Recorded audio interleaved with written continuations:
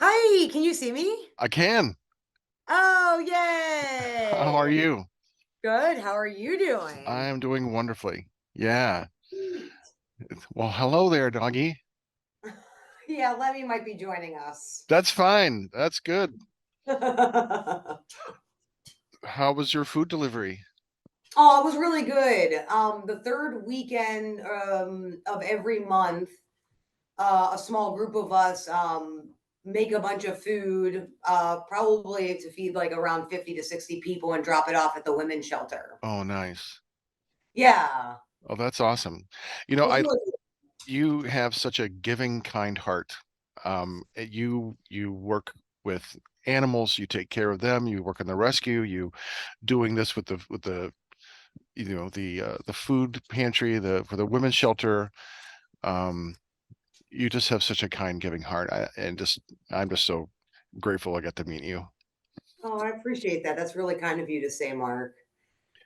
I mean, I remember when you came on, when you were coming on with Vic, uh, Vic said that you were a sweetheart, and it's just so accurate, and how you made sure I was taken care of at Medal of Mortal, and your whole family was so kind to me. It's like I get it. Your Oh, sister was good. nice, your mom and dad were just sweet as could be, and just everybody in your family was just so very kind and gracious and generous. I appreciate that. Yeah, it means a lot to me to try to do as much as I can to just kind of try to make I know how cliche that is, but like the world a better place, right? Right, right. You can't change it all, but you can change your corner of it, you know? Totally. And I feel like, when people see me doing it, it might inspire them to do it. Sure. Yeah, Be like, oh wow, it's that easy, or oh, I can do that little and make that big of a difference. right. Yeah. I totally get that. Okay. There's Red Bull. Hello. Nice to finally meet. Greetings! This is Welcome! Deb. This is another Mark, Deb. I know, lovely hat, Deb. Thank Very nice you. hat. I bet some awesome guy gave that to you, probably. Did. It Yeah. did. I've worn it many times since. I'm so glad. I just appreciate it that it wasn't just for the photo op. I thank you. I'm glad you're enjoying it. Oh, dude, totally. Yeah. And the Man, the picture. weather's getting cold, so it's perfect. Perfect Yeah. timing. Well, and also too, nothing feels better than supporting the people that support you. You know what I mean? Hmm. It just feels so natural to want to reciprocate that appreciation and respect. Yeah. That's a great way of saying it, Deb, because that's exactly how I felt at Metal Immortal. Just the the the the atmosphere was so positive and encouraging. Every band was there. Just there was no like one-upsmanship. There was no like drama or conflict. There was no like competition. It was like we're all here supporting metal. We're here for the fans. We just love what we do. We want to play music. We want you to enjoy it, and we're here because of you. It was just like this reciprocity that was really so wonderful. And that's what I'm really loving about the underground metal scene. That I mean, we've been metal fans all our lives, and I'm just discovering how grand and big the underground metal scene is. And I'm excited about music in a way that I haven't been for a long time. And it's because of meeting people like you and going to see you like through this show. And Vic has been instrumental in like introducing us to all kinds of music, and then through this show we all kinds of music, and now it's like I want to see it all. It's like a Pokemon, like I gotta see them all you know um Yeah. yeah, like Midnight is playing next Friday in Cleveland. Midnight, Assault. Are you coming? Are you gonna come see the show? I was hoping I could go, but we have some friends coming into town, so we are gonna have to stay back. Okay. Yeah, Yeah. we're only getting to Really get them hoping on the I need show. to get Don his microphone stand back. I've had his microphone stand since Metal Immortal, and I thought I was going to the show, and now that I can't, Yeah, he needs yeah, it for the show on Friday. right, right. Well, they put on such a fun show. I like their music. I just bought I got their two re-released double disc sets, with all their old stuff repackaged that Metal Blade just put out. And so that was really cool. But every band on this show, like Nunslaughter, I mean, they were there at Metal Immortal. They're a Cleveland band. And Assault, they're a really good, like, technical, like, thrash band, like old school thrash. Great band. The only one I've not seen on that bill is Destructor. So, and then Vic says you gotta go. Oh, So cool. yeah. And then the week after Metal Immortal, or week two, I went to Blades of Steel in Wisconsin because Randy, Oh, it was nice. the I week after, love yeah. that. Because Jag Panzer was there. We met Jag, got the chance to hang out with those guys. And then bands like Violence, which I'd never seen. Oh my God, I was blown away by them. And Solicitor, just Yeah. just phenomenal. They would do killer, at Metal Immortal. Again, They just actually played, they played the one, the year before, last year. oh, did they? They did. Oh, awesome. Yeah. Yeah. Yeah, they were great. I definitely want to get them on the show. And just like it's just nice now to see. It's like I and Ringworm, they're a great Cleveland band. 72 Legions are from Akron. There's So just nice. so many great bands that are out there. And I kind of feel like I was when I went to go see the 72 or the it was might have been it might have been the Deceased show with you and Deceased and Lady Beast. And I was texting my wife. I'm like, man, all these kids are coming in and these adults with like their jackets with the patches. I'm like, I feel like I'm not metal enough. Like I'm a fucking poser because these are bands like I just don't know these bands, but I've met and metal all my whole life. My wife texted me back. She's like, you're fucking Montag, you're metal. I'm like, okay, this is a whole underground metal thing that I just need to know more about. And so I'm just Well, so and glad also I've too, discovered it. I especially now, I feel like a lot of people, and like I was like this when I was younger, I like used to like paint stuff all over my vest, and I was all about like sewing shit on and wearing this and wearing that. And I guess at one point it can kind of be this like heavy metal, like, armor showing, whatever.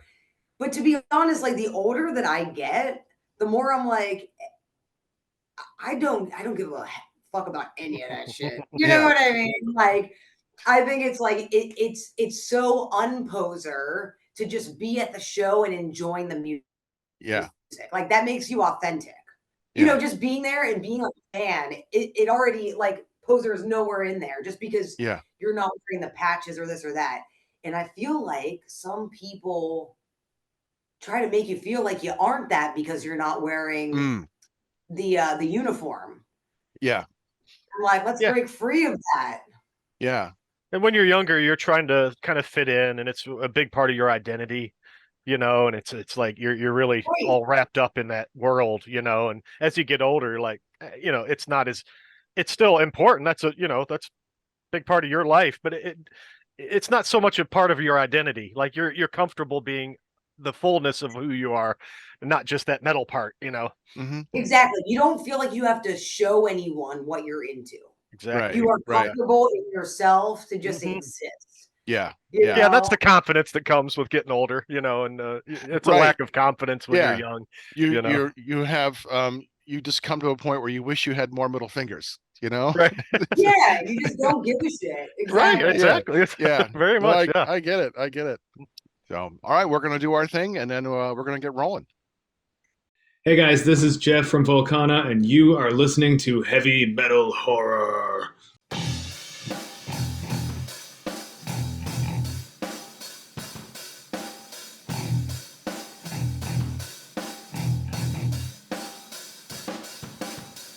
I am Montag, master of illusion.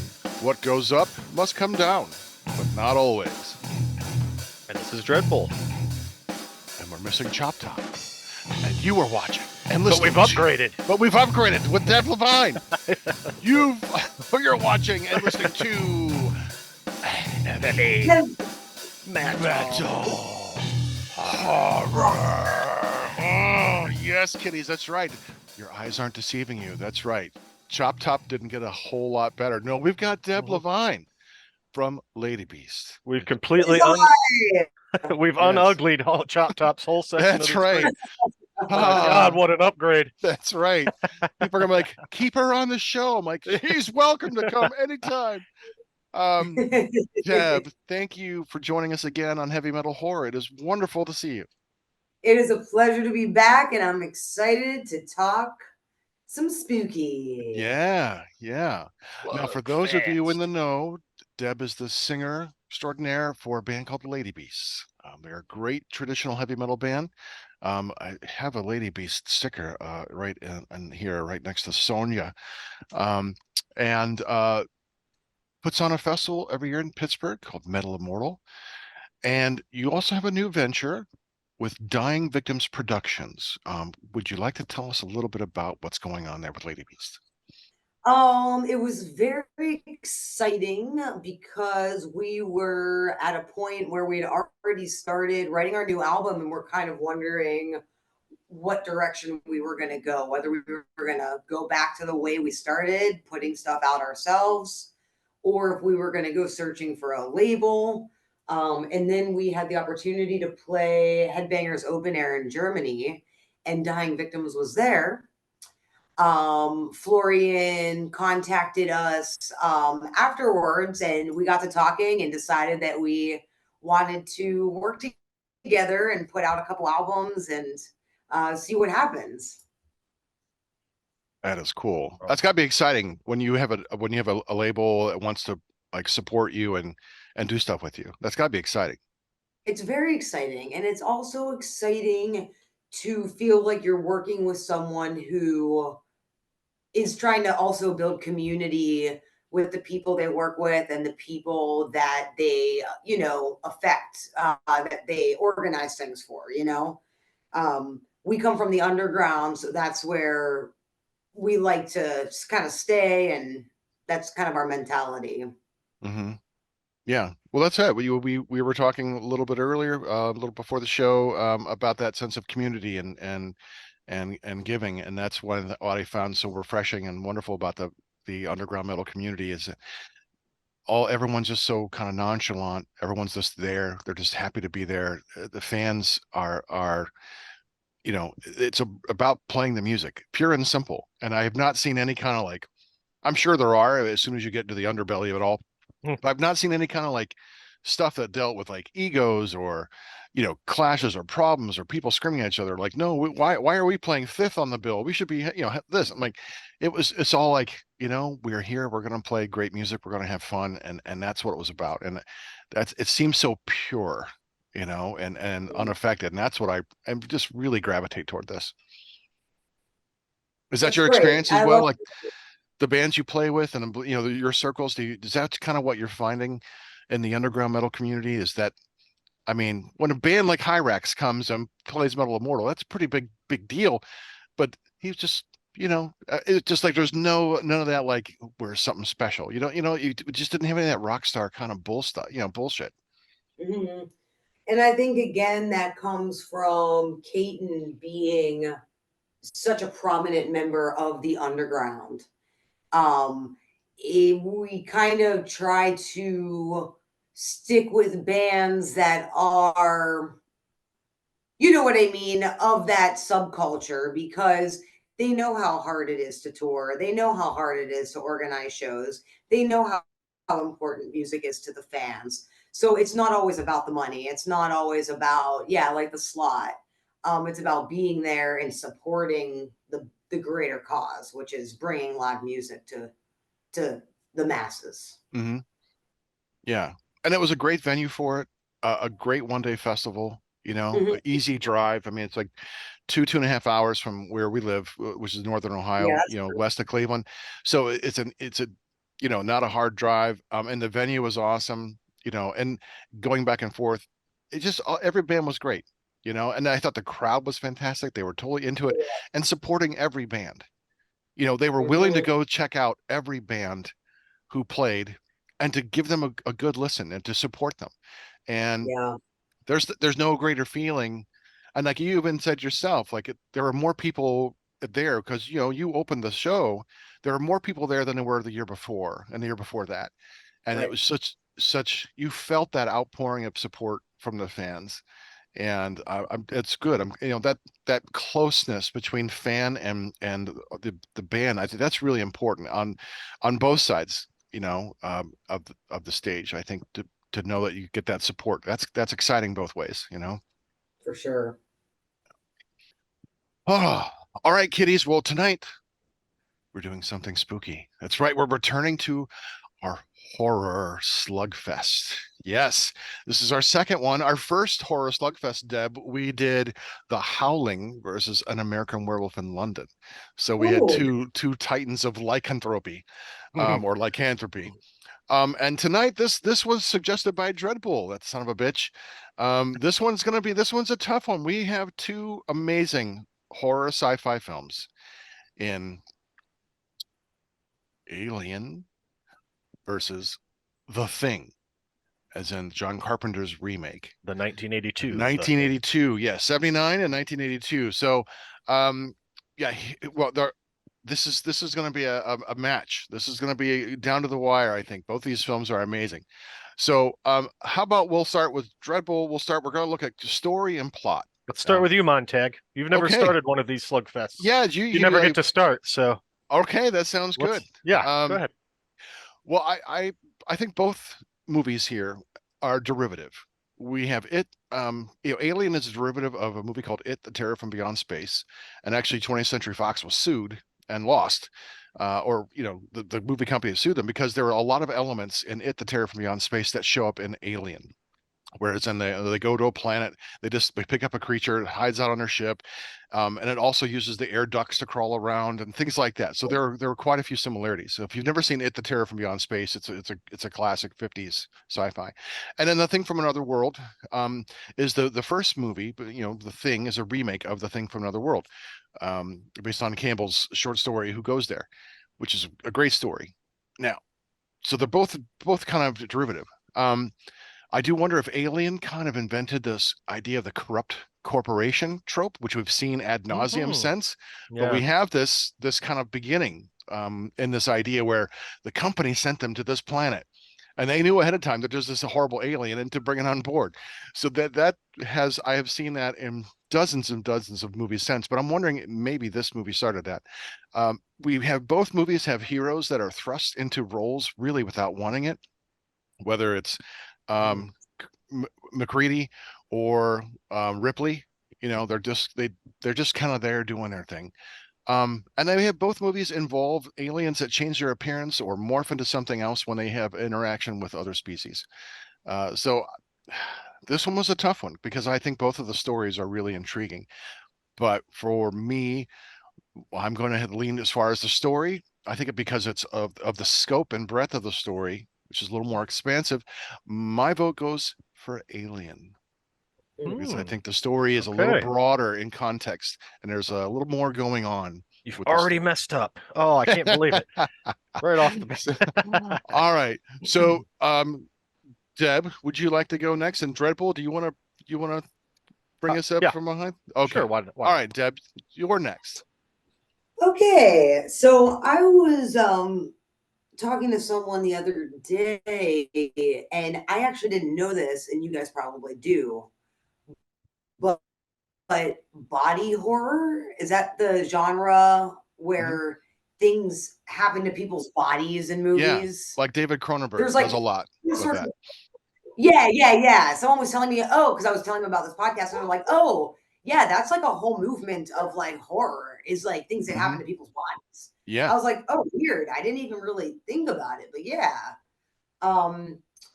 So we do kind of like both at once, right? We're like talking plot wise, like okay. Yeah, story and plot. That's what we're looking at. Yeah. I'm gonna start from like my opinion at the end and work my way out. I agree with you that Alien has a way more broader and easy to follow plot. When I had actually never seen The Thing before. This was my first time watching it. Really? So, wow. Yeah, You're was welcome. Cool. Thank you. It was awesome. It was freaking awesome. Me and Adam watched it together. Adam had already seen it, but he actually forgot how awesome it was too. So, right off the bat, I feel like I just kept asking Adam, what are they doing out there in Antarctica? Like, I'm just so confused. What is going on? Like, he's like, they're on like a station and they're like scientists. I'm like, but why? Like, I just felt like it never was explained, like, why they're out there, what's That's going very on. true. They're a bunch of dudes just out there doing science, Right. nothing was ever whatever. So I agree that like overall I felt like Alien had a more descriptive idea of what they were all doing there. Maybe more of a character development too. I feel like you got kind of more attached to the characters a bit. Like you said, with the corrupt corporation, I just felt like that even deepened the plot even more. Whereas the thing, it was spooky that they kind of like walked up on this whole operation that the European, also random people out there Yeah, were the Norwegian team. Yeah. the But he kept Norwegians, calling yeah, were up Swedish. to. Yeah. But I don't know, it just felt a little more confusing, which kind of added, I guess, to the drama and the thriller of the thing. But yeah, for me, my vote would be Alien. Had the more substantial, meaty plot.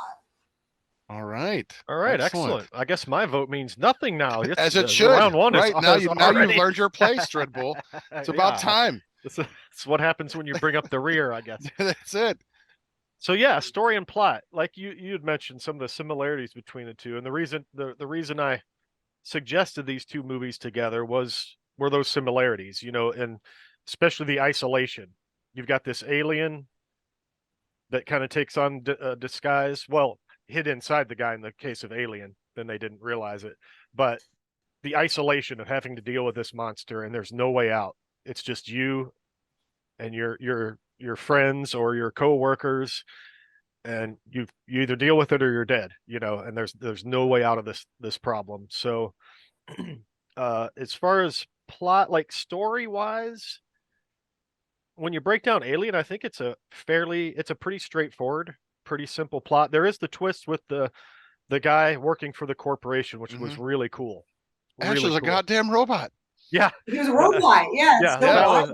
that was a great twist and a Yeah. great way to justify getting that damn alien onto the ship, I thought though, Alien or the Thing, with it being able to get into someone, infect them, and turn into them, I thought the whole element of distrust of everyone you're with, like in Alien, for the most part, they knew they had their friends with them and they could work together to defeat this thing. In the Thing, early on, you realize you don't know who the hell your friends are. And so there's this whole distrust, this whole Good element point. that added a ton of tension to the story. While I think overall, the Alien story was a cleaner, more well laid out and well told story. I thought the extra element of distrust in the Thing made it a bit more interesting. It gave it a little more depth. A little more tension. It's a yeah, and tension. some Yeah, more because tension, you as for the sure. audience don't know who to trust either. Exactly, It's right. not like, that's a Right. different type of tension. If you knew it and the characters didn't, that would be a whole other kind of tension, but you don't know as well, which Mhm. I think is becomes palpable because you're Yeah, starting to think like, oh, this person's the alien. And and it kind of usually just blows your mind when they're not. and you're looking at everyone, are they acting weird? Yeah, right. This guy went and did something weird. He's got to be the one, so you're always looking for it. So for me, I think I'm going to give the Thing the edge in story and plot for that reason. I thought it just added a layer of tension that while Alien had tension in a lot of different ways. Yeah, so that's my choice is the Thing. While it doesn't matter, the alien has already won round one, and you didn't announce round Oh, one with the right. with the bell. Oh, You really messed up there. I did. I You're not totally used to messed up. going first, and that totally threw you off. That's what it did. Yes, I usually was introducing it. See, I have this awesome, since it's like a boxing match thing, Deb, I do this great thing where I go, and there's all this wonderful sound effects that are going to come in the finished product. So you're going to hear this lovely, you can just hear it, how amazing it's going to sound. So that was round one, people. So I'm going to do a retroactive round one. Okay. There you go. So now, at the end of round one, we have Alien over the Thing. So now round two, this is about the script. And the actual writing, the dialogue, which can sometimes supersede the plot, but it's different. So it's a different thing to look at. So round two, There we go. Thank you for the reminder there, Dreadbull. You are like our ring girl. So Yeah, sure. Yeah, I'll yeah, prance around in yeah, something snippy. yeah. I'm gonna have to wash my eyes out now with that. I'll never A unsee that real one. horror slugfest. Yeah, that's talk. Yeah, that is heavy metal horror. Um, I like both of the scripts. I think feel authentic. We have Yep. real human people that are kind of tired of where they are, and what they're doing, and there's a lot of tension in both teams. You see just the natural aggravation of people cohabitating. Eventually, you're just going to rub each other the wrong way. It just whether it's marriage or whether it's a team, whether it's coworkers, you can't be Pollyanna all the fucking time. So and I like that about that. It feels authentic. There's a level of distrust that you had mentioned, Dreadbull. So these things I thought were really, really well done. Mhm. But as you had mentioned in round one about the level of distrust, that's what I focused on, and for this one for the script, because my vote is for the thing, because I really think that this movie, the authentic dialogue, the tension between the characters that are kind of unraveling, I think the script is really super tight here in that regard. As far as it doesn't feel like someone's writing words. These feel like reactions from real people who are struggling with like real things. The emotions come through. That's a different thing for the performance. But script wise, I think writing nods toward the thing. Okay, excellent. Okay, so there I Good am. points Okay, there. okay, Deb. This is an interesting question. I guess, when I'm watching a movie, I don't really, I never really thought about the words that were being spoken. You know what I mean? I totally agree with everything that you said. I also was noticing maybe like a hint of sexism, and aggravation with that and Alien. Like when she didn't want them to like buzz them in. She was supposed to be next in command, and Right. you could see her struggle with like her position and Yeah, her they didn't really control. respect that at all. Mm-hmm. Yeah. Totally. Yeah, there were a couple moments like that. So I thought that was like really interesting to kind of like showcase in a script. But I do agree with you that it seemed more real life in the thing. It seemed a bit more natural because things were so, I guess, confusing and unpredictable. Like you were describing in the first round. Everything was suspect or sus, as the kids are saying today. They were all sus. Look at us being all so of them. sus, being so They were very kids. sus. So just maybe being inspired by the things you brought up, I'm going to go with the thing as well. Oh, very nice. Nice. Okay. Okay, the thing. So yeah, for me, it's funny you said authentic. That's the exact word I came up with too, with like the alien, an alien and the dialogue. Like it really feels authentic. It feels like here's a bunch of people that work together all the time that are stuck together. There's a certain amount of banter. I thought it was really the dialogue was like understated as well in Alien. And that's what made it feel authentic. It wasn't like movies of that era are often real overblown with like banter and it's really cheesy and just way overdone. But this just felt like a bunch of people that just woke up from being asleep. I don't know, several months I think at that point, and they all look tired, and like and they're just chatting a little bit. There's a little bit of joking going on, but just everybody's trying to get some coffee in them, get some breakfast, and so I love the talk between them. Um, the thing was a little more, the banter was a little more energetic, and maybe borderline cheesy at times, but it fit the tone Watch of the Clark. movie. Yeah, yeah. But it fit the tone of the movie, I thought. Mhm. So I think, yeah, the script for both movies fit the movies very well and fit the tone of the movies. Mhm. Yeah, so a couple things that bugged me about the thing was like the kind of matter-of-fact reaction they had to, like, when the dog first turned and mutated, and they're all standing there looking at it, and they finally burn it, and it dies, and they're all just kinda standing there, like, they really take it in stride in a way that's probably not very realistic, like, okay, you just saw some alien creature, this huge mutation happen, and they're just all kinda just like, "Okay," and then he's, like, dissecting it on the operating table and breaking pieces out you know and everybody took it in stride just a little too much. I think there would have been at least a couple of them absolutely losing their minds at that point. Like, yeah, the realization that this alien mutant is now among us. But I all in all, I think it's a matter of taste for me. I liked the way Alien handled the dialogue and the interactions between characters. I loved that understatedness of it and the authenticity Hmm. that brings. Yeah, so I'm going to go against the grain here once again, and for me, I'm going to give it to the script round 2 to Alien, Yeah. which is all I for naught because the thing Good points. wins. yeah. I Very agree though true. with you there, Dread. I mean, I everything here that you said. I do love that banter, Mhm. and I often wonder, like, I know in some movies or TV shows, like the movie Super 8. Have you seen that one? The about the Yes, kids who are yeah, filming a with the movie and kids. then the aliens. Yeah. Yeah. Great movie. Well, they to get the feel that these kids were friends and knew each other.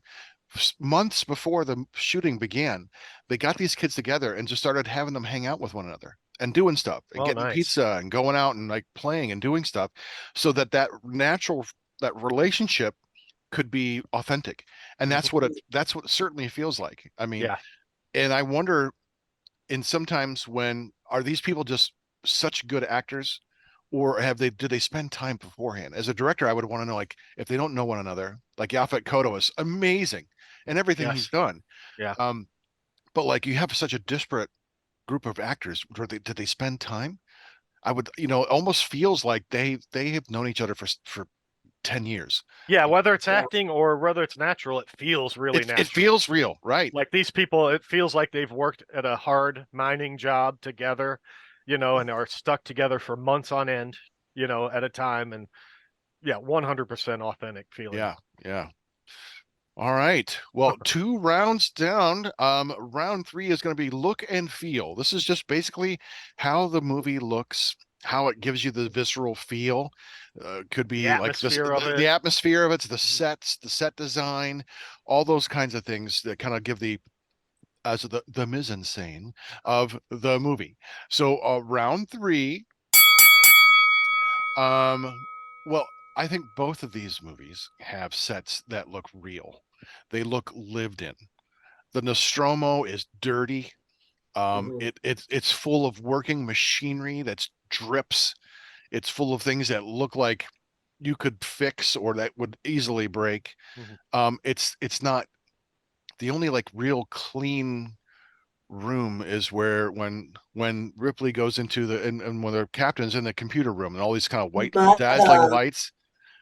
Yeah, and but the rest of the ship looks grimy, and the suits that they wear when they're exploring the planet, they have fingerprints all over the screen, the face shields, and it looks like these are just used and worn. So there's a realness to that. The alien planet is striking in its starkness, its desert. The egg field is really good, Yeah.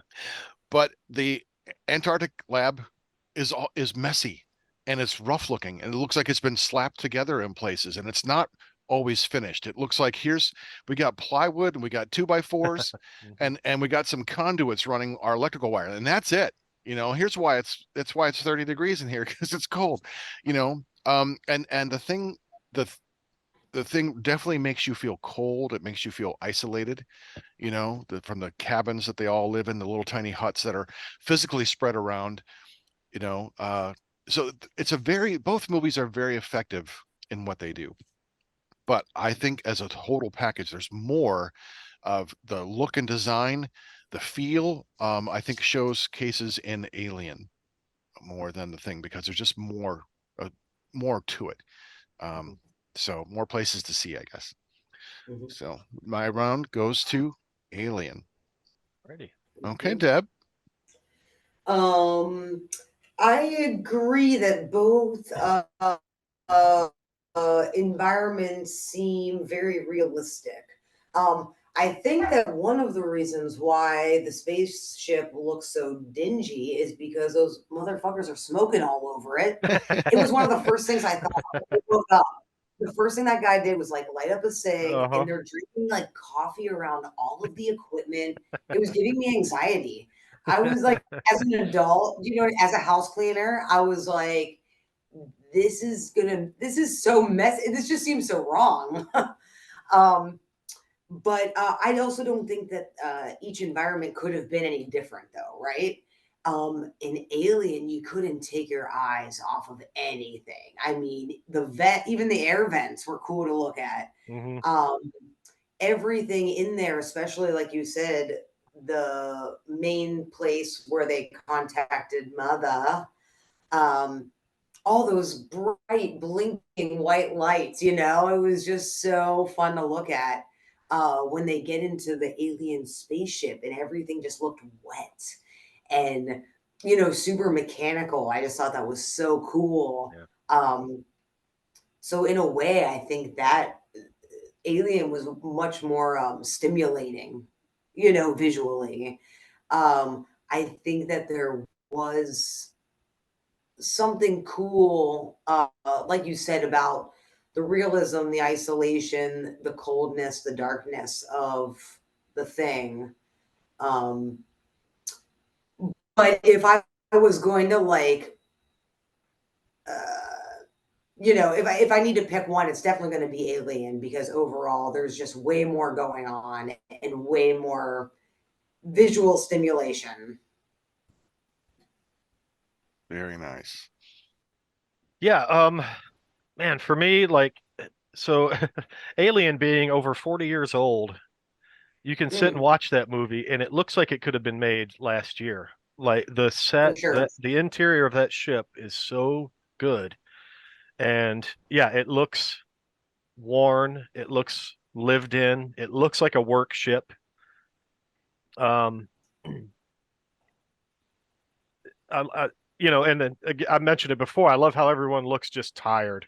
I don't know if they just cast actors that look tired all the time and have bags under their eyes, but it looked really good. Like they all look just haggard, like, oh, they didn't want to get up already. We're not home yet. Like, oh Maybe they shit. film those scenes like after they've been filming for 16 hours. It That looks would that like would, it, that would man. be a great way to kind of really carry that sense of tiredness. Yeah, so all the interiors, I loved how they opened with just these slow walks through the hallways of the ship. I love all the computers, even though it's 40 years old. Usually a movie that's 40 years old that deals with technology looks really, really cheesy now, but it still looks good. Uh, the computer sounds were pretty cool, Yeah, Mother, that's a really cool concept. And the ship has got, the whole ship is a character too, with voiced by Mother, is kind of Hmm. the voice of the whole ship. Um, but man, I'm amazed at how well that thing still holds up to this day. Even like you mentioned, when they go and explore the alien ship, and it's kind of biological and kind of mechanical, uh,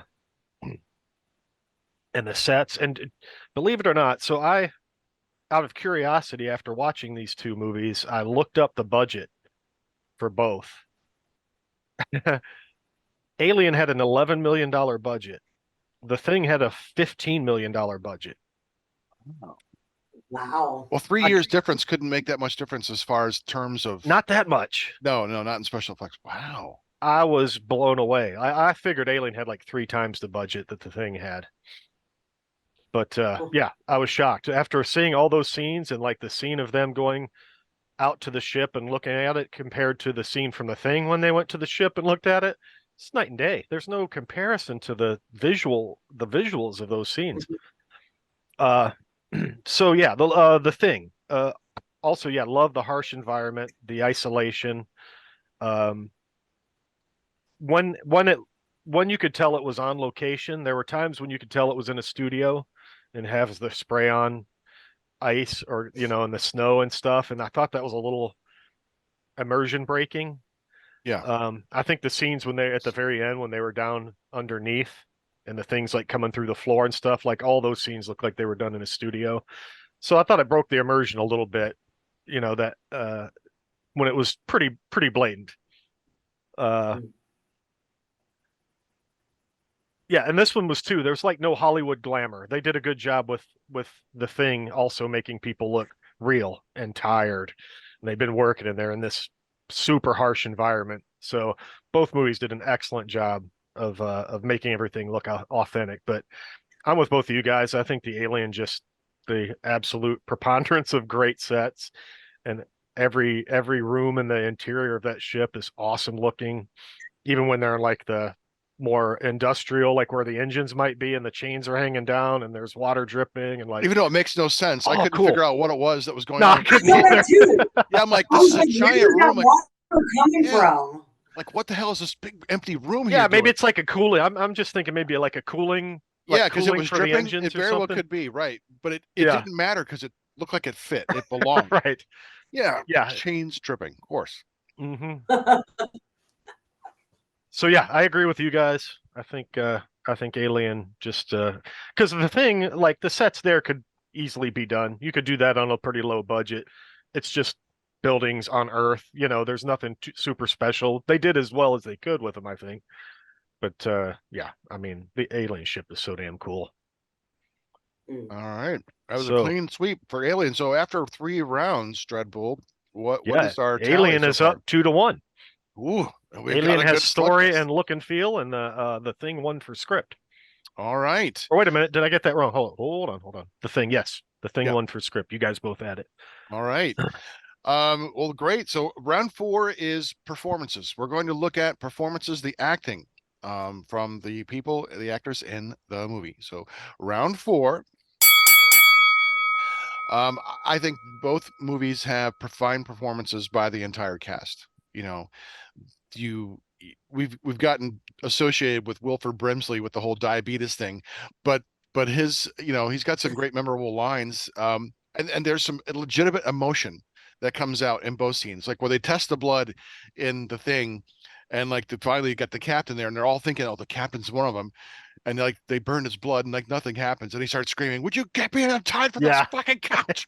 Yeah. Like, and you just hear that, and then you hear the frustration in the Thing or in Alien, where with the crews, they just don't want to fix it. They just like don't want to fix the ship. They just want to get home. Parker is just like, he just wants to get home and party. It's just you just feel it, a palpable emotion in both. But I think the subtleties of the performances in Alien win it for me. We have Parker, we have the Ash. I mean, when you watch it again, you will see and notice the things that he does and says, but there are shots of him engaging, especially when you hear what's the character, the one who was he had the alien in him. He's like talking about smothering you. There's a shot of That Ash. was Kane. Kane. Yeah, Yeah. when Kane's talking, and then there's a shot of Ash and he's looking at him intently. Yeah. And some of the things that he says earlier, like the performances are so subtle with him, like, but when you Yeah. see it, knowing that, like, okay. And he doesn't get caught up in the emotion of any of the Yeah. stuff going on. He's very unemotional about all that stuff. And so Now we when know you why. know right. Right. When you know why, you recognize it a lot more. Yeah. I can't say, was it like at the end, like his last line, I can't say that I think your chances are good, but I do wish you I do wish you sympathy or something. I forget what the line is before they torch him, Yeah.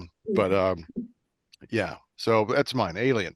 Okay, Deb.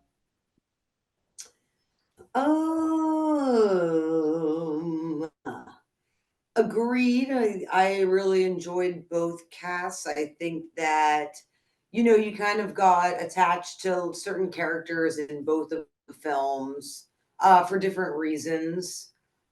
Um, I thought it was really funny how those dudes were just straight up like, I want my money. Mhm. I'm not going to do any more work until I get Yeah. paid. Let's talk about that bonus. That's right. Let's talk about the bonus. He's like, I feel it. I feel that. hmm I thought that was in like there was just such like an interesting group. I don't know. I feel like in all horror movies, right? They really pick the characters perfectly, skateboarding chef dude, in Yeah, the yeah. thing.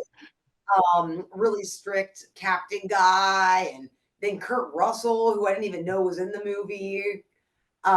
You know what I mean? Like weird, like ice cowboy.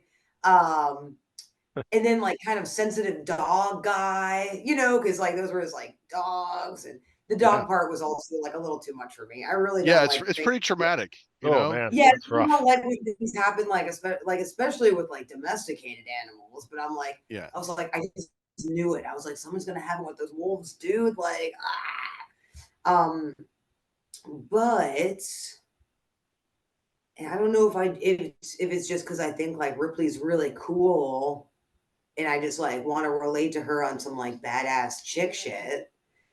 But I did think that she was the coolest character out of all of the characters in all of the movies.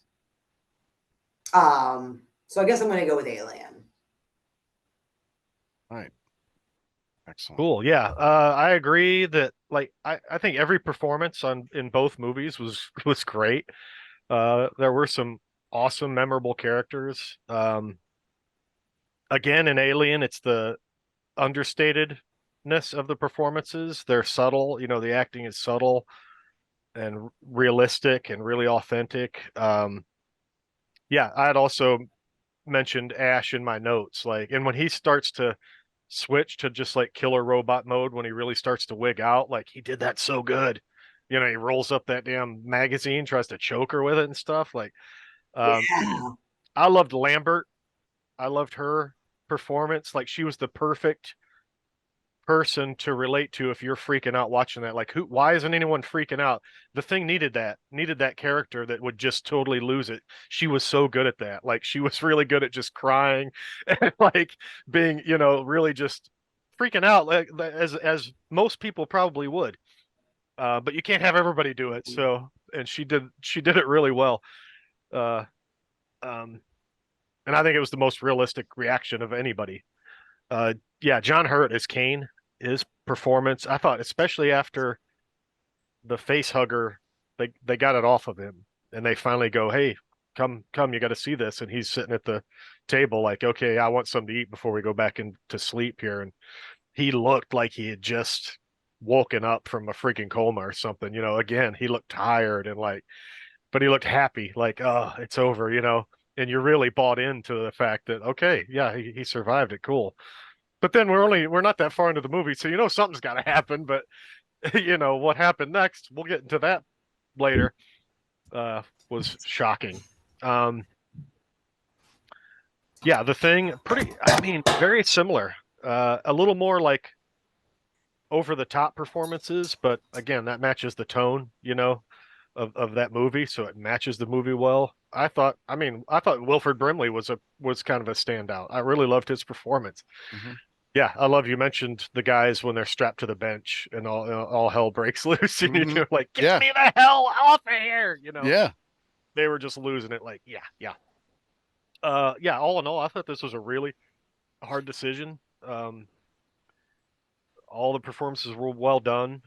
The dialogue, the tone, everything. But I think I agree with you guys. Like the overall feel and the execution of the performances, I think were better in Alien, or at least I enjoyed them more in Alien.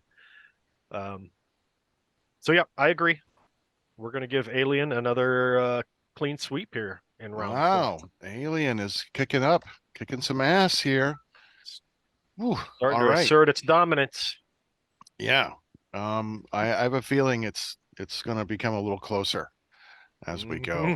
So we'll see. We'll see. All Who right. knows? We don't know. We don't know what each other are going to pick. So Maybe that's not. the great thing about Slugfest. So, round 5 is about special effects and makeup.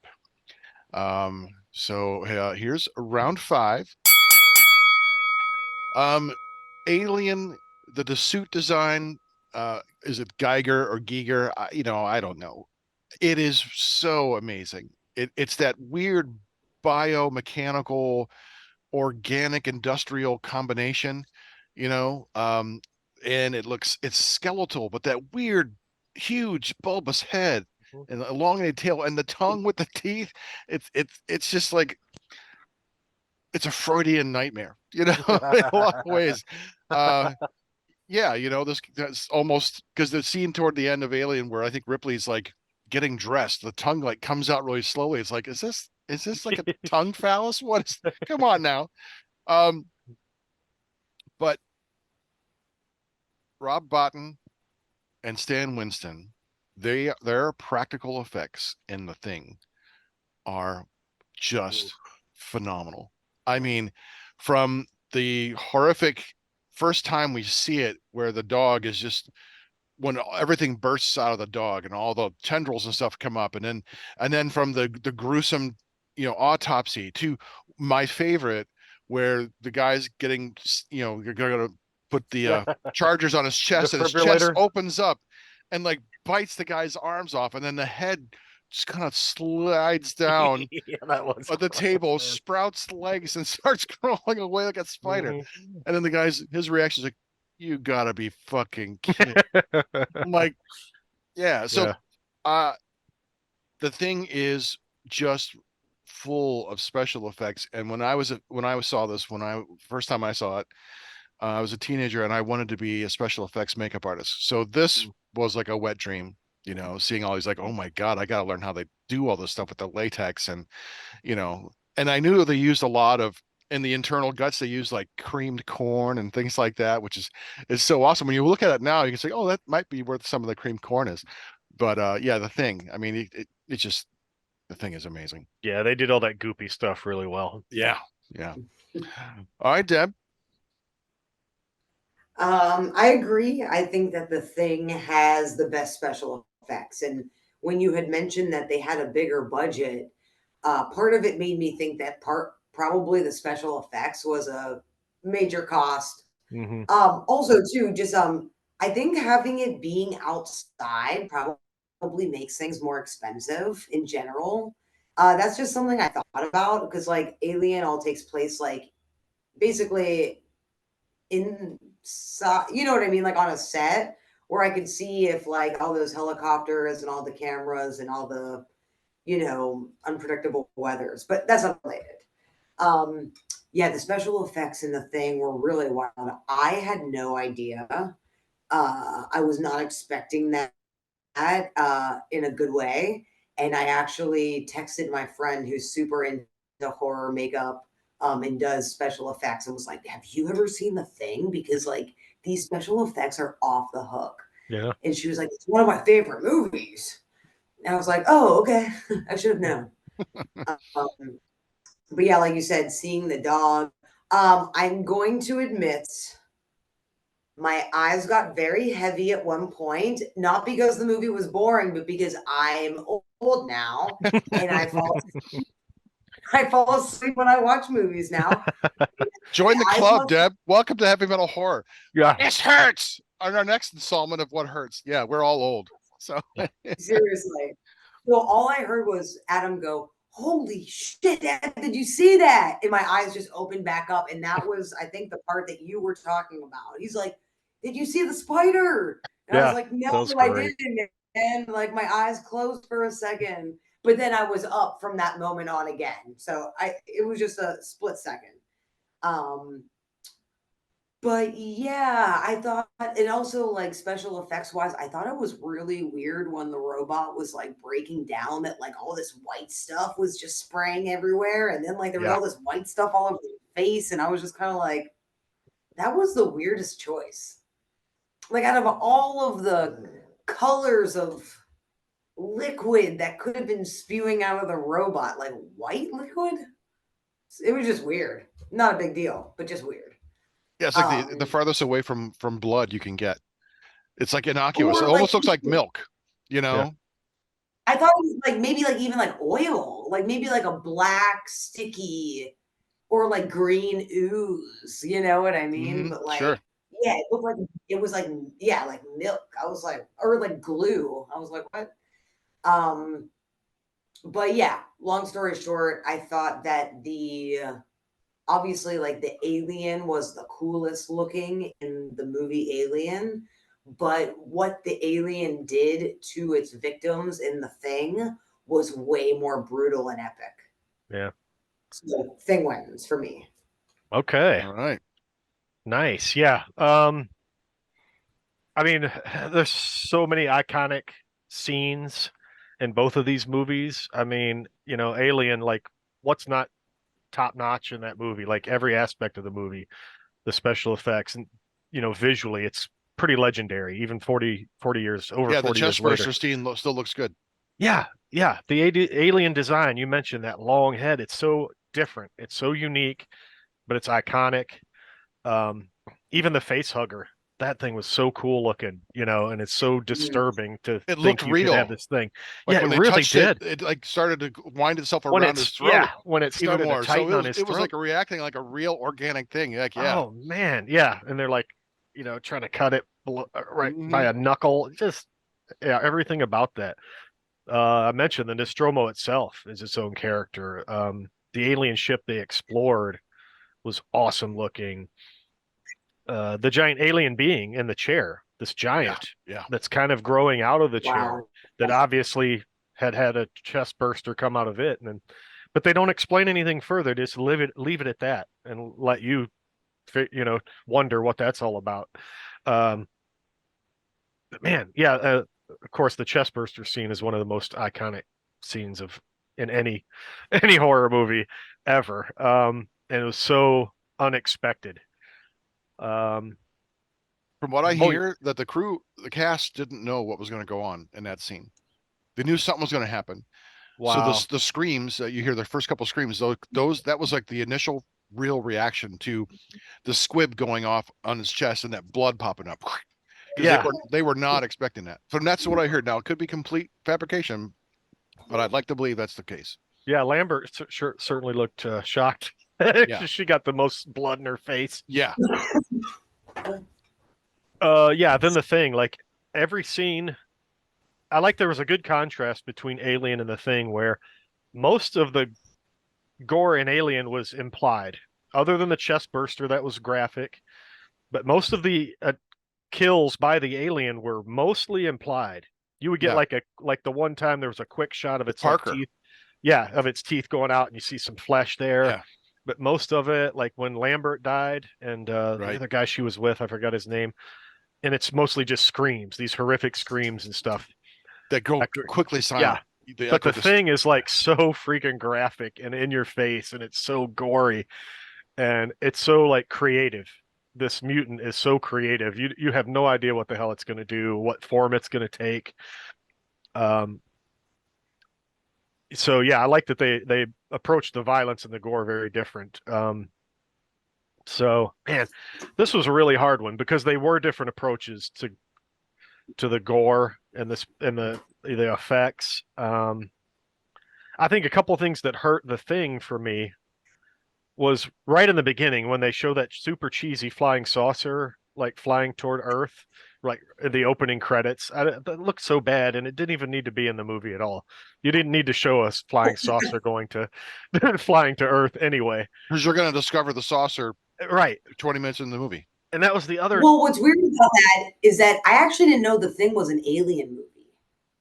So when I saw that, for me, like not knowing, like I literally had, because when you guys said this, I was like, these seem like really weird movies to compare, because I don't know why. I just didn't assume The Thing had anything to do with extraterrestrial anything. So when I saw that UFO, it made me go, is this an alien movie? Yeah. You know, like not in like a curious way, but more like in a shocked way. Like, wait, what?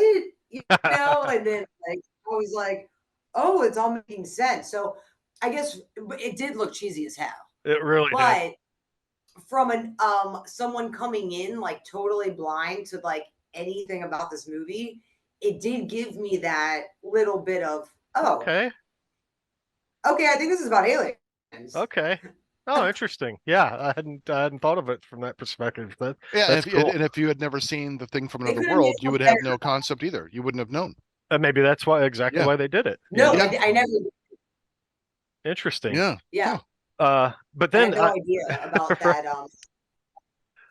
cool. But then the scene when they finally went and to find the alien ship, the crash ship in the ice, was it was so clearly oil painting. It A looked so matte, a terrible. matte painting. Yeah. Yeah, it looked so cheesy. It was just awful.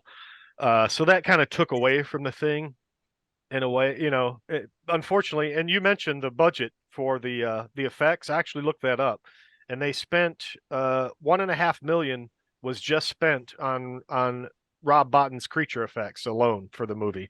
So they spent Okay. a lot of money on those creature effects for the Yeah. thing. It's all practical stuff. Lots of servos, lots of things going on there. Yeah. Yeah, and I think a lot of scenes were cut way down because they didn't want to spend even more money. Like there were some scenes, the death of the guy that they ended up torching out in the snow. Mm-hmm. He was the captain. Um, that scene was going to be way bigger, I guess, and way more flashy, but it was going to cost way too much money, so they had to keep it much more simple. So That's too bad. I'd like to have seen it. yeah, yeah, it's a shame that money always gets in the way of of good Of true stuff, creativity. right? Yeah. So anyway, yeah, That's truth. this is a really tough one because you're somewhat comparing apples to oranges, but I think I agree with you guys. Uh, the actual in your face practical effects of the creature, and every time that thing was on screen, it was something different and something new and really, really cool. Like when it wigged out on the bench when he's testing all the blood, and then that guy starts to mutate. And then he comes off the bench and he grabs that guy and he's got his head in its mouth Yeah. and his body's flailing around like that was so freaky. Uh Man, yeah. So I think all in all, I'm gonna give it just purely from the special effects. I think I'm gonna give it to the thing as well. All right. Ooh, we've got a good match. Good match going on Yeah. through Yep. round 5. So, um, round 6 is about the music, the soundtrack, the score, everything to do with the music or the score soundtrack of the movie. So, round 6. Or even sound effects, right? Is that part of this category as well? Sure. Why not? Why not? So all audio, all the Audio. audio. Sure. We'll just do that. Okay. Yeah, that's fine. I was focusing mostly on the music, but why not? That should be part of it. Sure. So we start with the thing. We have, Ennio Morricone, fantastic. You might know his music anywhere when you hear it. He did music for a lot of spaghetti westerns, The Good, the Bad, and the Ugly. You hear that. It's iconic. So they brought him in to do this score. It's Spartan. Humanity 2 is the main track that you hear throughout most of the album. That kind of pulsing bass, dun dun dun dun, and that kind of low key kind of horns. That's the sound, and it's cold, it's distant. But Jerry Goldsmith did the music for scored Alien. It's also Spartan in places. There's this weird kind of soundscapes where it's eerie and empty and kind of echoey. It's almost like kind of like the emptiness of space that just kind of rings out.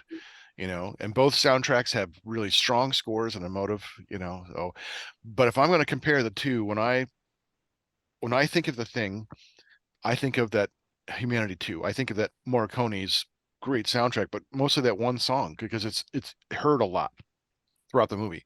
Whereas Alien has much more expansive music throughout that I think adds to the emotion of it. So my vote for music is for Alien. Very nice. All right. Okay, all right, Deb. I feel a little silly, but to be completely honest, I can't think of any of the music from either of the movies. I have I both don't know. soundtracks. That's probably part of the problem. So Okay, cool. No, I think that's cool. It could be because I've only watched the thing the one time, so I was focusing on so much, there's a lot to take in. Yeah. Sure. thing. I enjoyed listening to your description, and I'm sure, seeing as how they're just so iconic, that both soundtracks are probably really good. I don't know if I can if we're like playing the game right, I don't know if I should pick one because I literally don't know. If you need to go with a draw, we're going to cut you some slack. Unlike Chop Top, we told him no more draws. But if you think it's a draw, Okay. we're completely fine with that. This might be my first draw. Okay. Okay. All right. Wait, what did you say, Adam? What did you think? I was trying to get Adam's opinion. What did he say? What do you think, Eds? He said The Thing would win for him. Okay. Well, He next said time. John Carpenter in general has like just very intense, dramatic music. Yeah. All right. Yeah, for sure. Okay, so we have an alien and we have a draw. So Dreadbull, the deciding vote is yours. Interesting. So yeah, both these movies are old enough that they have that classical orchestra style soundtrack. I think some movies, when I go back and listen to older movies, like today's movies still have that, but it's a different style. You can definitely tell movies from like the 80s, late 70s through the 80s by that sort of straight classical orchestra sound. And some of them, when you go back and listen, like it really shows their age, I think. I think both of these movies did it well enough that it doesn't. They're both really well done. I think Alien also did some really cool work with like sound effects, the computers and things, if we're going to include that kind of stuff in this category. I think the sounds of the ships itself were really cool. You always felt like you were in a ship and not just in a factory on Earth or something.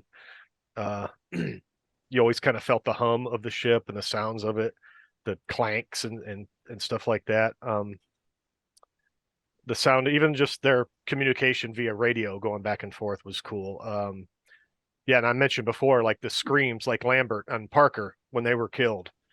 You didn't really see them dying, but you could hear their screams, like from Ripley's point of view, like echoing through the hallways and stuff. And man, the way they did it and the way the scream sounded, it was really horrific.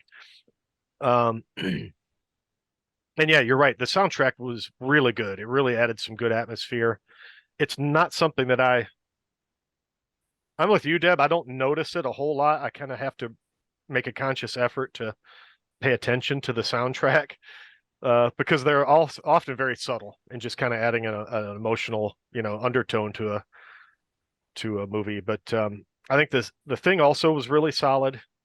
I don't think there was anything in particular about it that stood out to me, good or bad. So I can really only say that it was solid. I thought Alien had a little more that audibly that stood out to me. And so for that reason, I think I'm going to give my vote to Alien for music score, soundtrack, sound effects. All right. I'm going Alien. So I'm going to agree with you on that one, Montag. Wow, that's a rarity. Usually just on principle, you don't. Yeah, it kind of pains me, but I'm going to do it. Yeah, I get it. Just this once. Well, welcome to how it feels to be me. So you're welcome for that. Oh, get me out of here. Yeah, I know you want to kind of shiver out of that, don't you? I know. Imagine I live with it. So I get it. Round 7 is memorable scenes, memorable lines. Ooh, boy. Okay. Ooh, boy. Yeah. So round 7. Well, let's start with The Thing. The fact that how many we've already talked about every scene that you see the alien, it is horrific. It is memorable. It is a different crazy monster that mutates. We got the dog monster, we got the chest cavity, we got the head dripping down, the sprawls away. You gotta be fucking kidding. Watch Clark. There's performances. Yeah. There's so many things. Even when at the beginning when McGreedy's playing chess and it's like he just takes his drink and pours. That's like the one time where that movie like really like shows its age. This whole computer just for chess master is you cheating bitch, But there's some great lines with Alien. Again, the first time we go in to see the interior of the ship, like Deb mentioned, it's all wet, it's all mechanical looking. The egg field, the chest burster. The first time you really see when they pull up the shed skin, you realize, oh fuck, now what is this thing going to be? Yeah. And then when you see it, The common sense of me says, how the fuck did you get that many calories to where you can grow so right, big? right. You were like 8 inches tall, and now you're Mhm. like 8 feet tall. What the Yeah. hell? But then you have, one of my favorite line from that whole movie, because I like to have like, if I could have like one iconic line, I like to do that with movies. It's Ash is a goddamn robot. I mean, that just is such a great line, delivered so perfectly. So great line, great on both. But I think as far as memorable stuff, the stuff that stays with me, um, is is the thing. All of the scenes of horror, of grisly, grotesque, alien morphing horror, just you can't forget those. So there are just more of them in Yeah. the thing than Alien. So my vote is for the thing. Okay. Deb, Excellent. And what's this? Remind me of this category this is again. memorable lines or memorable scenes. Scenes that stand Excellent, out to you, like, oh, I'm never gonna forget this one. You know, for sure.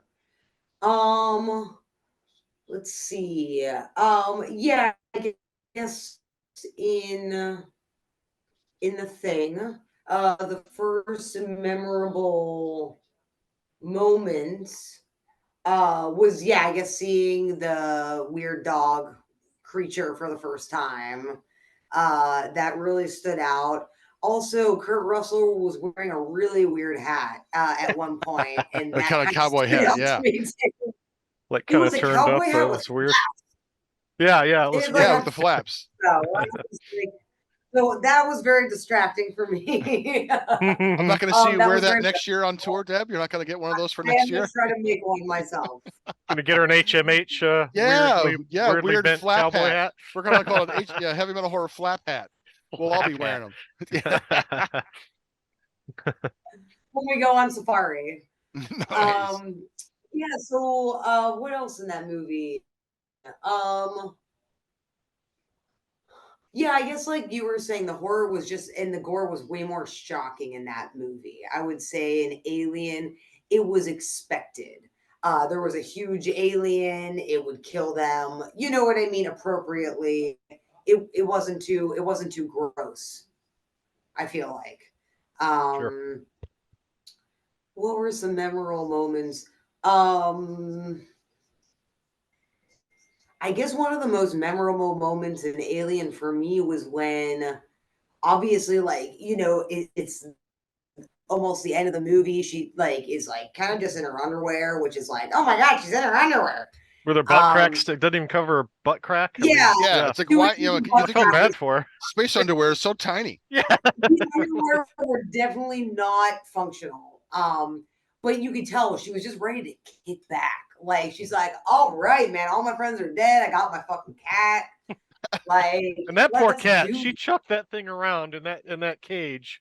She was so many not times. easy on that poor cat. I felt But you bad know for what? the cat. I get it, dude. I get Yeah, it. At least she had the cat because I also could true. relate. Like I am that cat person where like I'm not leaving unless I have my cat. So I commend her. That movie might just win for me just on that principle alone of like she did her animal. Yeah. Um, but when the alien was like sleeping in that little cubby, you know what I mean? And then it wasn't over, and it was just like, here we are, it's starting again. Ah. Um, so I don't know, it's kind of hard to decide.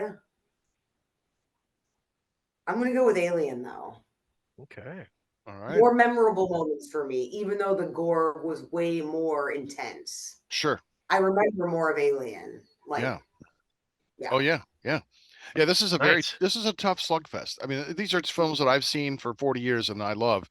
And it was hard. They're like, oh God, because they're both so great. They're both like in my favorites, list. Mhm. So I And get no it. right or wrong answers, you know? Right, For precisely. sure. So, all right, Dreadbull, yet again, look at this deja vu. The Yeah. deciding vote comes to you. Look, you're never going to get over the sense of power now and importance. Oh my God, I can't believe it. I'm just It's drunk with terrific. power. That's right. Drunk I with control power. the show now. I'm the captain now. Yeah. So yeah, Alien. I mean, you could go through almost every scene in this film and like there's something memorable. Like they don't waste a scene, I think, in this entire movie. Every scene has something really cool about it.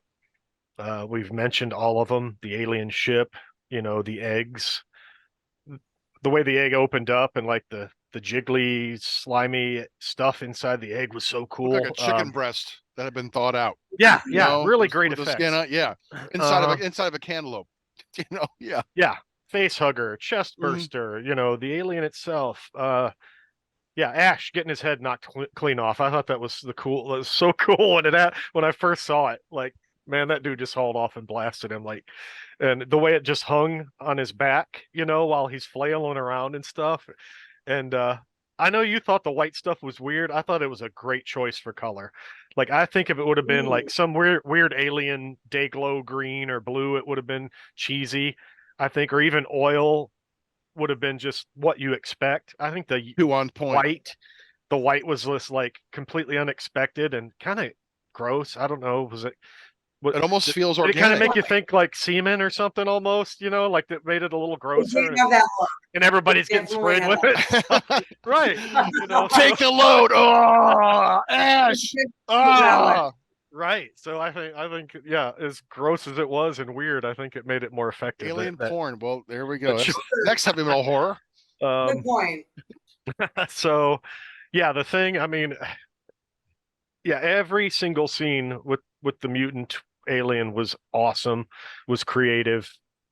Um, I think the most memorable for me was when they did the blood testing scene and two guys are strapped to that bench when that thing starts to mutate, and you could hear the panic and the horror in their voices, and I could just like, oh my God, I don't know how you could handle it. That was super memorable. Yeah, the guy's chest caving in and gets his arms chopped off. Um, so yeah, this was maybe the toughest category for me. I think while the thing has super memorable scenes and all the monster scenes were beautifully done, I think like Aliens memorable scenes were kind of legendary. They're like iconic. Like you never saw a chest burster in a movie until that point. You've seen gross, gory monsters before, but like there was a creativity, I think, to the alien scenes that were unique and memorable. And so for me, I'm going to give the edge to Alien in the uniqueness of the memorable scenes. Made them, I think, to me even more memorable. All right. Excellent. Yeah. Hey, we've got a good slugfest going on, kids. So yeah, that gives that round to Alien. All right, we've got two more rounds left. Since we are talking about horror, even though these films are also science fiction, there's definitely a horror factor. And part of horror is the fear factor. And that's what round eight is. Round eight is about the fear factor. Which one has more genuine fright? So round eight. I think both movies have genuine moments of terror and horror, visceral body horror. Um, Alien has that the first time through, you don't expect something to pop out of this guy's chest. You just don't. And just you're just as startled. The jump scare when the captain is down in the tunnels and they're looking for the alien, and then he's like flashing his light and like it's like coming toward him, and he like it's not there, then he turns around and then it's the scream and the alien goes it that's Which just I like thought was a little bit cheesy, like because mhm. the alien, it doesn't lunge at him, it just goes and it throws its arms at him. Like it's kind of like a haunted house, at Halloween. Like they're not allowed to touch you, so they just have to like lunge at you and scream a little bit. But yeah, but it was still, yeah, the sound was awesome The right sound, there. yeah, But squealing, yeah, yeah, I thought yeah. just the alien just throwing his arms out and screaming was kind of Uh-huh. like it was just trying to startle him. It wasn't going to eat It him yet. It scared wanted him to to death. scare him That's all. first. It didn't eat him. Well, well, since Deb, you're going to go back and rewatch this, I hope. But have you seen the director's cut of Alien? No, I Okay, don't there are think so. longer versions of Alien and Aliens that I think are really worth the watch. They alter the story a little bit. So from what you see, yeah, there's a little bit longer, and Aliens has like what 30 more minutes, something like that. Dreadbull. It's a lot, yeah. Yeah, it's considerable amount Yeah. of footage. So, but then we have the thing. which has so many moments of terror and horror, just visceral body horror, intense. It's so intense. We've mentioned all the scenes that we've talked about them before. So there are moments of terror in Alien, but for me, there's more fear and more dread in The Thing. It is just because the tension is palpable, that adds makes you feel edgy. But it's because once you see the alien in adult form, you know what it's going to do. It's you've seen it there. The Thing was different every time. Good It point. just Yeah. like, oh my God, this. And like you had mentioned, Dread, the scene where the guy is like picks him up, his head splits open, and he grabs the guy. I'm like, what the fuck, man? Yeah. That's just insane, Uh-huh. Yeah. Oh, So yeah, I yeah. totally get it. So that's nightmare fuel, So The Thing wins it for me. Okay, Deb, your take on the fear factor. I think it's a hard one because what I think is scary about Alien is that they're trapped. They're trapped on a ship with this thing. It busts on a dude's chest and then just takes off. You know what I mean? It could be anywhere. To me, that's terrifying. Not knowing how many there are, not knowing how big it's shedding, like you mentioned, finding its skin earlier. That's super freaky. The Thing, at least you knew it was in someone, right? It wasn't just wandering around. Like you knew it kind of had a home base until it was ready to show itself and morph into whatever it was, uh, you know, copying. Um, but seeing the carnage that the Thing did to people was way scarier than the death that Alien caused people. Mm. So I think that made it scarier too. And like you said, also the distrust, the thriller aspect. It left you on your seat.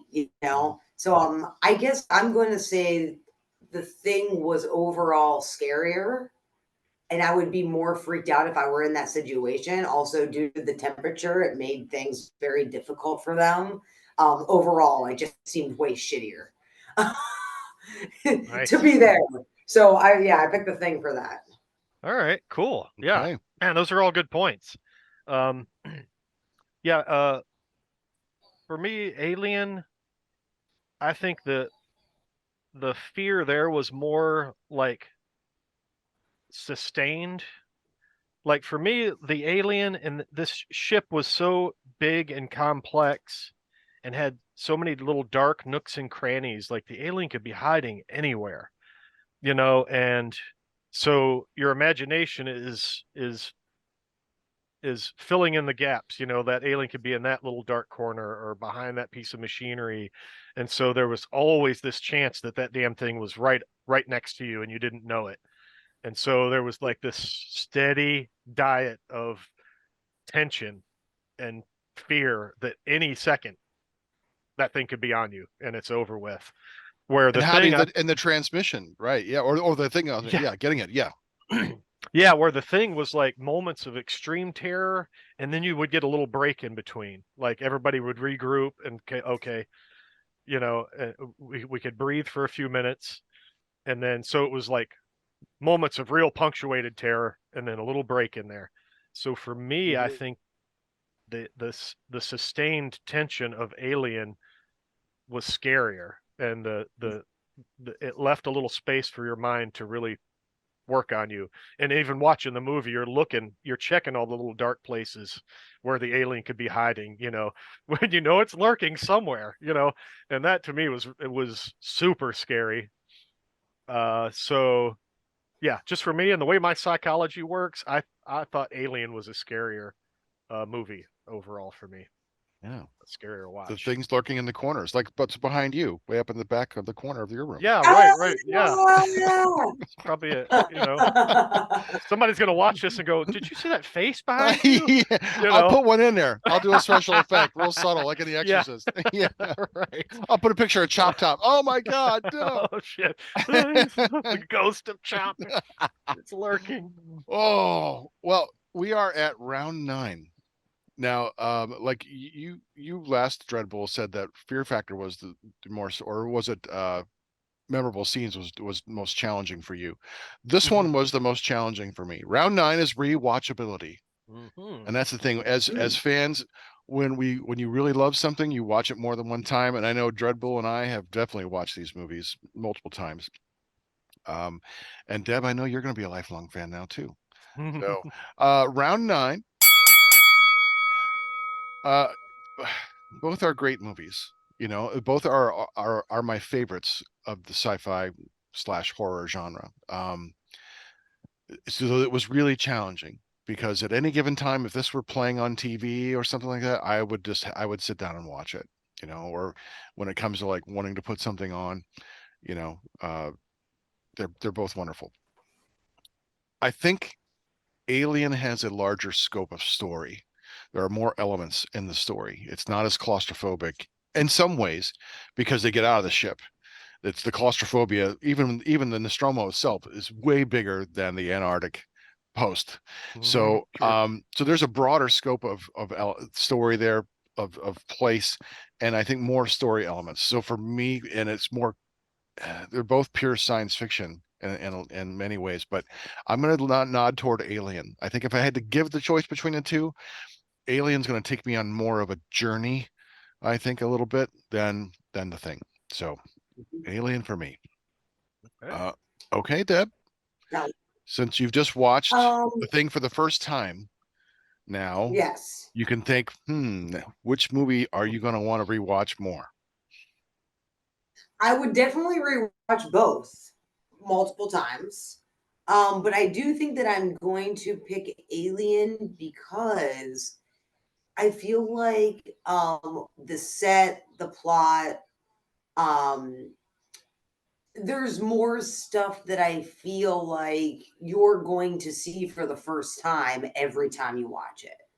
Um, the set, everything, like things are going to jump out at you differently, and maybe not at all or at different points every time you watch it, more so than the Thing. Like I feel like when I watch it again, I'll probably like see parts, and especially the part I fell asleep during for the first time.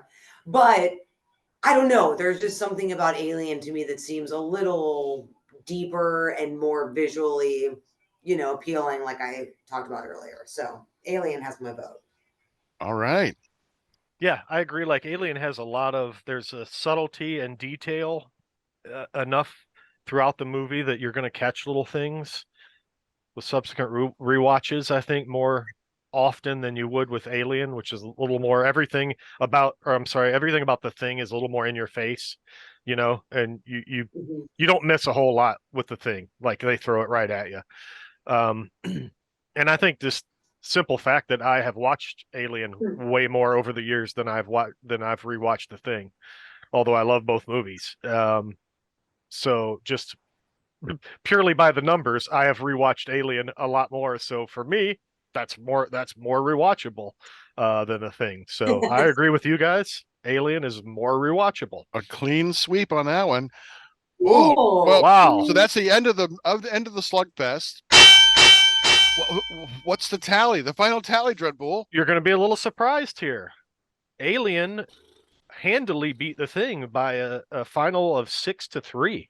Wow. Yeah, I did not Wow. expect it to be that close. I didn't. You that close? Yeah. I mean that I figured it'd be much closer, rather. Yeah, yeah, Okay. yeah, That's yeah, a nice yeah. Sorry. Like it's not that close. No, I'm a little high, so it's Yeah, okay. he might be Yeah. getting a little high right now. Yeah. This I usually know. happens toward the end of the show. Hey, you held up pretty well, I must say. You didn't slur I timed the stutter edible too right. much. You did a good job. I didn't want to be too high like when we were doing our sorcerer review. Like, no, I got a little too high for that one. I'm like slurring my words and forgetting what sentence I was trying to say. I'm like, that's just too much. Uh-huh. No, I'm just high enough to be in the moment. So Oh, yeah. that was good. 6-3. Yeah, that's 6-3. Interesting. that's good. I would like to hear what Chop had to say about this. I'd like to know what his votes are. on that. Yeah, know, we'll 'cause have to just at least have him send in the votes and see if it would have yeah, changed because I things at think all. there could have been several ties. I think with in this easily, because these are two just classic films of the and both amazing movies. Yeah, I wanted to Um, hear Chop just agonize over every because he's so yeah, he would indecisive. have. He would have. Everyone's like, "Oh, this was the toughest one, guys." Right, right. Yeah. Oh, wow. Well, that was a good slugfest. That was fun. Deb, thank you again for being back on Heavy Metal Horror. It has been a true joy to have you back on the show. Oh, the pleasure was all mine, and it was so fun to have this like horror movie homework. Cool. And yeah, and just really fun to like catch up with you guys and chat. And this is a really great way to spend the evening. So I appreciate it. Oh, our pleasure. Totally Our agree. pleasure. Yeah. So you definitely have to keep us informed about the new record, about any other touring plans for 2024, all those things like that, because we definitely want to support you and everyone. Go out and see Lady Beast, buy the records, support the band any way you can. And then we're looking forward to next year's Metal Immortal, whenever well, I'm sure we'll hear more about that as the lineup solidifies. Thank you so much. I appreciate it. Yeah. Well, we're going to do our outro, and then you're more than welcome to join us with the horns at the end. So Thank you can you. find Heavy Metal Horror on unsaneradio.com. Listen to full episodes or download to your device. You can find us on Facebook, Heavy Metal Horror Podcast. On Instagram, look for Montag Lewis, one word. Our YouTube page, Heavy Metal Horror Podcast. If you're watching, that's where you're at. Don't forget to hit the like and subscribe button. And if you know someone who'd like our show, tell them about us. This has been Montag, Mass Revolution. Dreadbull. And Deb. Deb! and Deb. You've been watching and listening to, okay, Deb, bring up the horns. Heavy metal horror. This is Doug Helvering, and you have been listening to Heavy Metal Horror, the best podcast that you've never heard before.